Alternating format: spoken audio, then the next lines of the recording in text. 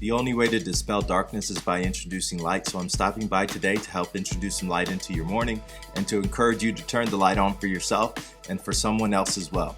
Don't just sit in the darkness that's all around, but introduce some light. Be a spark, be a flame. Show and point people to the light of Jesus Christ. That is the light of the world.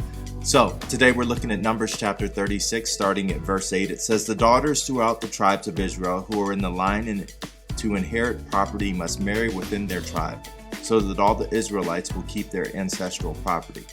No grant of land may pass from one tribe to another.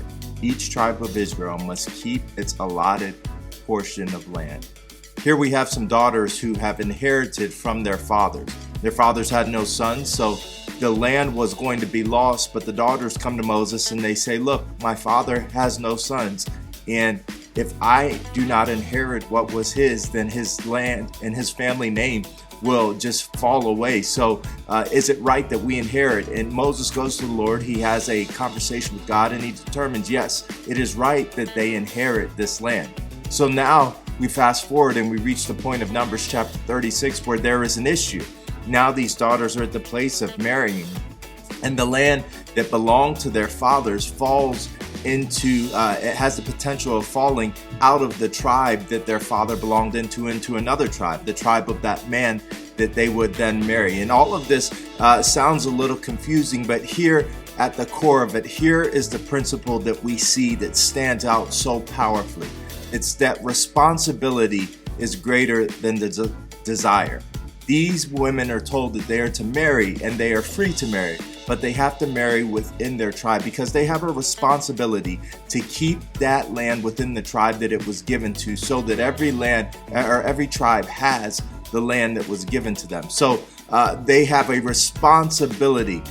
Their inheriting does not end with them inheriting, but their inheriting, it continues on, and that responsibility that they have is to make sure that that land stays in the family.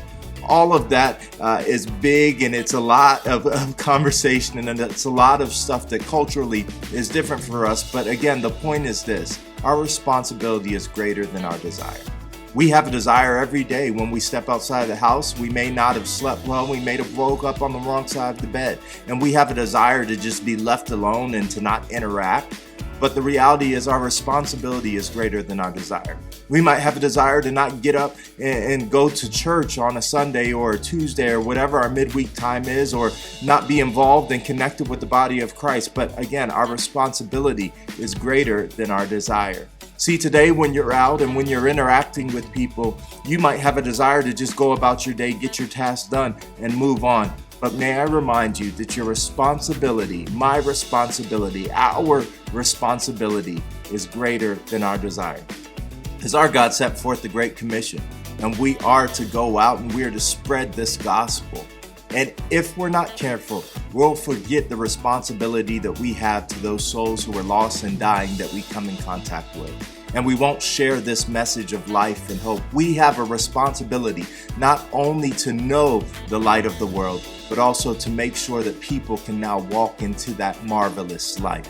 We have a responsibility to share what we have been given. Even in this here this morning, we are taking in this brief word to help encourage us. But now we have a responsibility to not let that encouragement end with the end of this brief message, but instead to cause it to spur us on. We have a responsibility to introduce light into somebody else's day.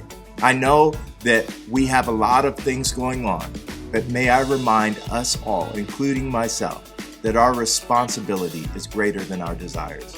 We cannot afford to not share the gospel of Jesus Christ with this lost and dying world. Just as those women had to then maneuver their relationships to align up with their responsibility, so must we today make sure that we align with our responsibility as given to us by God through the Great Commission. Don't just walk past somebody today and not tell them about Jesus. You have a responsibility to share your testimony. God bless you. I love you. Post, comment, repost, make your own post.